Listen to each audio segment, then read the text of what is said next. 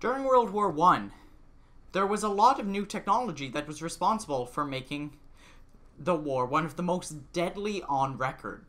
In fact, there were over 41 million military and civilian casualties. This is the same number of people as the entire population of California today. There were many factors that made this war so deadly. The recent industrial and scientific revolution had allowed a ton of new military technology to be created. Like with any new toy, they were eager to try it all out. One such technology was the airplane. They were first used in 1911 by the Italians when they were fighting the Turks in World War I. Planes added a whole new dimension to the war, and this proved to be deadly. Never had there been a worry that an enemy could just fly right over you and shoot you. People had nowhere to go when they were in a field that they thought was secure.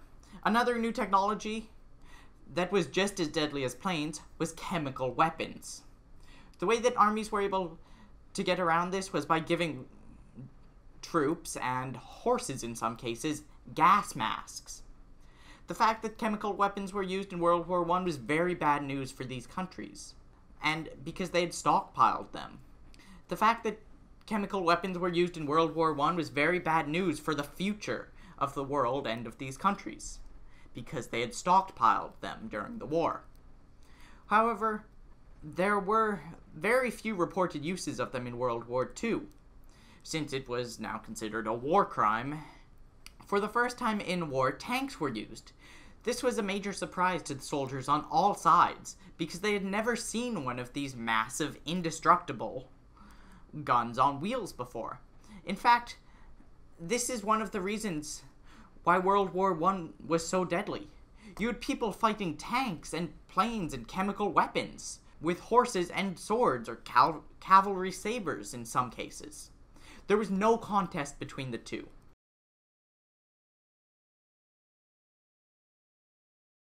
During World War I, with all the new weapons that were created, there was also new ways of fighting. One such way was trench warfare. This is where the army dug trenches along the fighting lines. This was useful for the army because they were sheltered but could still move on the front lines.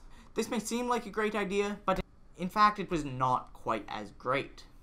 To start with, the men first had to dig the trenches. When a trench was on the front line, it was often fortified by barbed wire to prevent the enemy from storming the trench. Digging was slow and dirty and hard work. Since digging was so slow, it was not easy to move fighters or move the front line when positions change or you want to advance on the enemy. This resulted in long standstills. Life in the trenches was very hard, and it was common for the trenches to be very muddy, resulting in trench foot. There was also many rats and other creatures. Airplanes were a major problem for trench warfare. They could just shoot down into the trenches. Trenches were also very visible from the air, making surveillance super easy. Overall, there were many problems with trench warfare.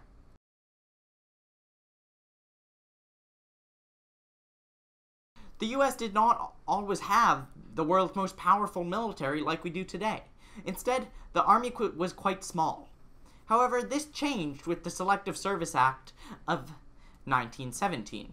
The act allowed the federal government of the United States to raise a national army that would serve in World War I. This act not only established an army, but it also started a draft that was different from any other in US history. The Selective Service Act was brought up by Woodrow Wilson after the US and German relations had fallen apart shortly before World War I started. However, it was not written by Woodrow Wilson, and was instead written by Captain Hugh Johnson. Like any draft, there was much resentment to this one. There was a lot of propaganda that was created around this war and the draft. The way that this was different from any other draft was that it did not allow substitutions. Previously, wealthy men or people who did not want to fight just hired another man to fight for them. The rich loved this because they had the money to do it, but the poor saw it as cowardly. This act changed the way that the US draft worked forever.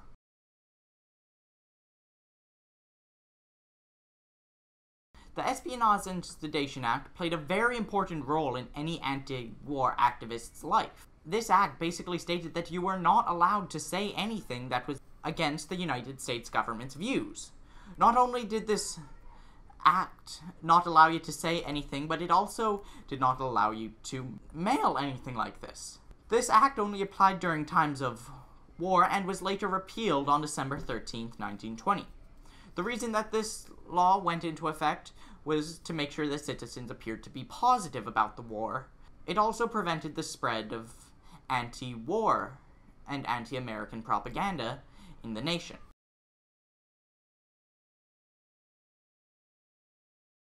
In short, the Treaty of Versailles can be said to be one of the most important treaties when it comes to World War I. It can be said that it ended World War I. Like the name suggests, it was signed in Versailles, and it was on June 28, 1919. This treaty was signed between Germany and the Allied powers, and it formally stopped the fighting between them. Because the world had come to the conclusion that Germany was at fault for the war, Article 231 was involved. This was dubbed the Guilt War Clause. This article attempted to ensure that Germany would not be able to start another war, but we all know how that turned out. It forced them to disarm and give up a lot of territory, and pay war reparations to specific countries that made up the Entente powers. Overall, this was a very important treaty that had lots of effects.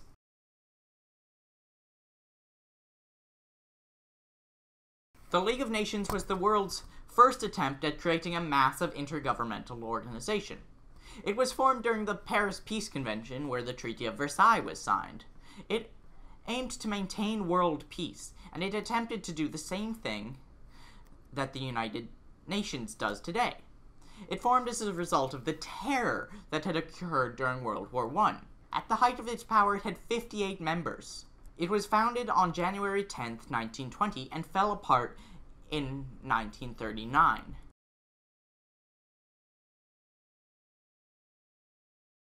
The Zimmermann telegram had the possibility to change the course of history forever. It was the telegram sent by the German Foreign Office to Mexico. It was proposing an alliance between the two countries during World War I. It also promised Mexico financial compensation. Thankfully, the telegram was not only intercepted, but it was also decoded by British intelligence. This was quickly passed off to the American government.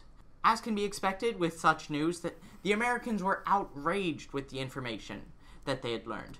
As a response to the information that they learned, the US declared war on Germany.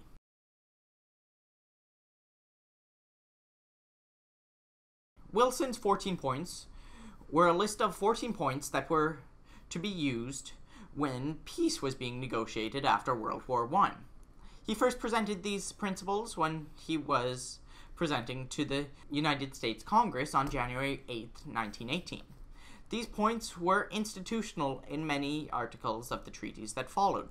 Notably, his 14th point sparked the idea for the League of Nations. For the most part, the points were valued by Europe, but leaders were still skeptical that these points would lead to anything.